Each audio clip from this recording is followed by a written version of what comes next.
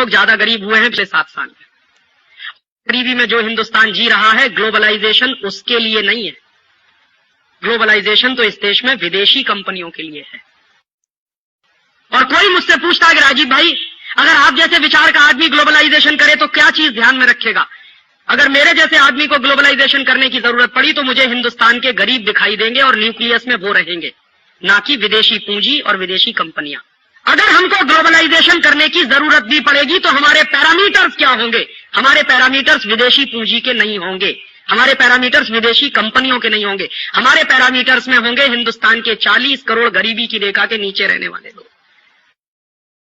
Globalisation से तो आपने इस देश के गरीबों को जिंदा रहने का भी अधिकार छीन लिया है, क्योंकि इस ग्लोबलाइजेशन के नाम पर 50 पैसे किलो वाला नमक अब 8 रुपए किलो में बिक रहा है। करोड़ों गरीबों को इस देश में सिवाय नमक के रोटी खाने के अलावा कुछ दूसरी चीज सपने में भी नहीं आती है। आप जिस वर्ग से आते हैं, आप शायद तुअर की दाल खा सकते हैं, बासमती चावल खा सकते हैं, 2 सब्जियां खा सकते हैं। हिंदुस्तान में 40 करोड़ लोग तो रोटी से नमक मिलाकर या रोटी को मिर्ची के साथ मिलाकर खाते हैं। और उन 40 करोड़ लोगों में जिनके पास ऑन एन एवरेज एक दिन में खर्च करने के लिए 5 रुपया भी नहीं है, उनको अगर आप 8 रुपए किलो का नमक बेच रहे हैं तो आप ये कर क्या रहे हैं? ये ग्लोबलाइजेशन नहीं हो रहा है, ये इकोनॉमिक रिकॉलोनाइजेशन हो रहा है इस देश का। लेकिन मेरे देश में आजादी के 50 साल के बाद अब नमक पर इतना भयंकर टैक्स है कि 50 पैसे किलो वाला नमक 8 रुपए किलो में बिक रहा है और इस देश में कोई उफ नहीं कर रहा है। आपकी मजबूरी मैं समझ सकता हूं, क्योंकि आपके पास प्रचुर मात्रा में संपत्ति है, तो आपके लिए नमक 8 रुपए किलो का बिके या 50 रुपए किलो का, आपसे कोई फर्क नहीं पड़ता। लेकिन तकलीफ उन लोगों की है जो 40 करोड़ की संख्या में है और जिनके पास एक दिन में खर्च करने के लिए 5 रुपया नहीं है। तकलीफ उनकी है। और कभी उनकी जगह पर अपने आप को रखकर सोचिए और पूरे प्लान को देखिए, तो कैसे इस देश में 40 करोड़ लोग रोटी खा रहे होंगे तब से, जब से 50 पैसे किलो वाला नमक 8 रुपए किलो में हो गया। और बहुत ही बर्बरतापूर्वक पूरे देश में सरकार का एक फरमान जारी हुआ है कि कहीं भी बिना आयोडीन वाला नमक नहीं बेचा जाए, माने हर जगह वो 8 रुपए किलो वाला ही नमक बिकना चाहिए। और आपको मैं एक दूसरी जानकारी दे दूं कि आयोडीन हर नमक में होता है।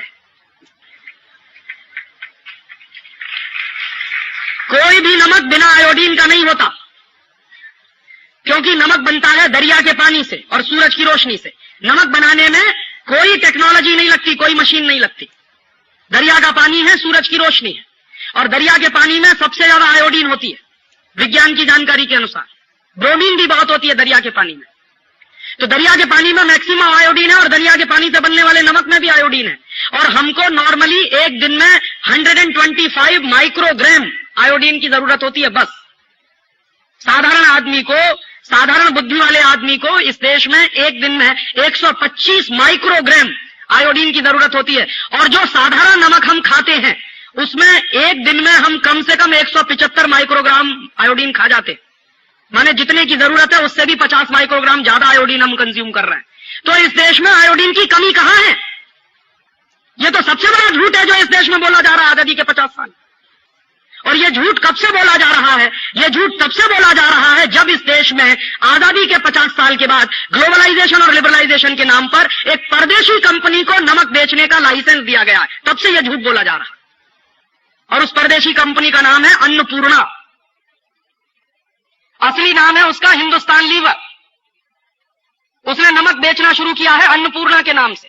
तो जब से हिंदुस्तान लीवर को इस देश में नमक बेचने का लाइसेंस मिला है, तब से इस देश में ये आयोडीन का चक्कर चलाया इन कंपनियों ने। और मैं आरोप लगाता हूं इस देश के बड़े बड़े सेक्रेटरी इस घोटाले में शामिल हैं, जिन्होंने गलत रिपोर्ट पेश करके इस देश में लोगों को यह डर पैदा कर दिया कि आपको आयोडीन की डेफिशिएंसी हो गई है, इसलिए आपको आयोडीन युक्त नमक खाना चाहिए।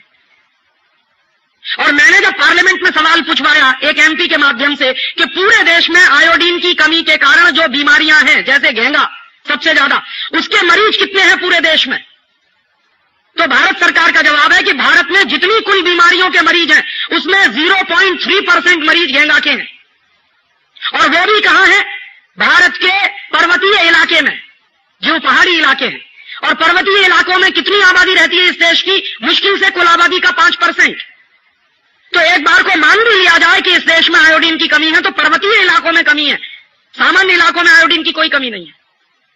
लेकिन पूरे देश में यह नाटक इस देश में चला, और यह नाटक करने के पीछे एक ही सबसे बड़ा सत्य है कि एक परदेशी कंपनी को नमक बेचना था और उस नमक से उसको करोड़ों रुपए का मुनाफा कमाना था, इसलिए उसने 50 पैसे किलो वाले नमक को 8 रुपए किलो में बिकवाना शुरू करवा दिया है आयोडीन नाम के धोखे के साथ।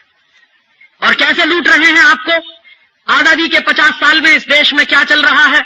आयोडीन युक्त अगर नमक बनाया जाए तो 1 किलो नमक जो अभी बनता है कच्छ में, उसका कॉस्ट ऑफ प्रोडक्शन आता है 25 पैसा। तो 25 पैसे में 1 किलो नमक बन जाता है, और उस नमक में आयोडीन इंट्रोड्यूस करनी पड़े 1 किलो नमक में, तो कुल खर्चा होता है और 25 पैसा, माने 50 पैसे में 1 किलो नमक आयोडीन युक्त। अतिरिक्त आयोडीन युक्त नमक 50 पैसे में 1 किलो बन जाता है। तो भारत सरकार के कुछ टैक्स वैक्स होंगे, कुछ खर्चे होंगे। हालांकि मैं मानता हूं कि नमक पर टैक्स नहीं होना चाहिए, लेकिन फिर भी ऐसी बेदर्दी सरकारें हैं जिन्होंने नमक पर भी टैक्स लगा रखा है। तो कुछ टैक्स वैक्स मान लीजिए आप, और कुछ ट्रांसपोर्टेशन का भी मान लीजिए, तो 50 पैसे किलो वाले नमक में आमदनी भी मिला के, इनकम भी मिला के 1 रुपए किलो में बिक जाना चाहिए, लेकिन वो बिक रहा है 8 रुपए किलो। और औसतन 1 किलो नमक पर जो मुनाफा है वो 6.5 रुपए के आसपास का है। और सारे देश में कितना नमक बिक रहा है इस समय? भारत सरकार के आंकड़े बताते हैं 40 लाख टन नमक घरों में इस्तेमाल हो रहा है इस समय।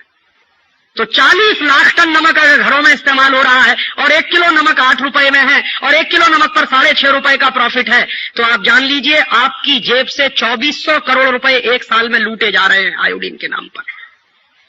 और आजादी के 50 साल में अगर इसी देश की सरकारें देश के गरीब लोगों के खीसे में से 2400 करोड़ रुपए निकाल रही हैं, तो इन सरकारों को हम क्या कहें?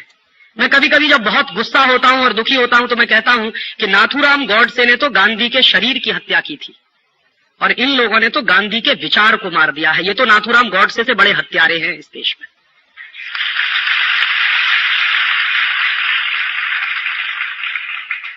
क्योंकि शरीर तो वैसे भी नश्वर होता है, आज रहेगा कल नहीं रहेगा। विचार महत्वपूर्ण होता है किसी भी आदमी का, और नमक सत्याग्रह इस देश में एक विचार था, क्रांति का एक प्रतीक था। हिला दिया था उस नमक सत्याग्रह ने पूरे देश को। और नमक पर टैक्स नहीं होना चाहिए, वो गांधी जी के दिल की तकलीफ थी, हिंदुस्तान के आखिरी आदमी के चेहरे को ध्यान में रखकर। और आज उसी देश में जहां 40 करोड़ लोग गरीबी की रेखा के नीचे रहते हों, उनको 8 रुपए किलो में आयोडीन युक्त नमक खरीदने को मिले, बाकी कुछ मिले या न मिले, और उन गरीबों को इस देश में 35 रुपए किलो का कांदा खरीदना पड़े। ये आजादी के 50 साल में इस देश की तकलीफ है।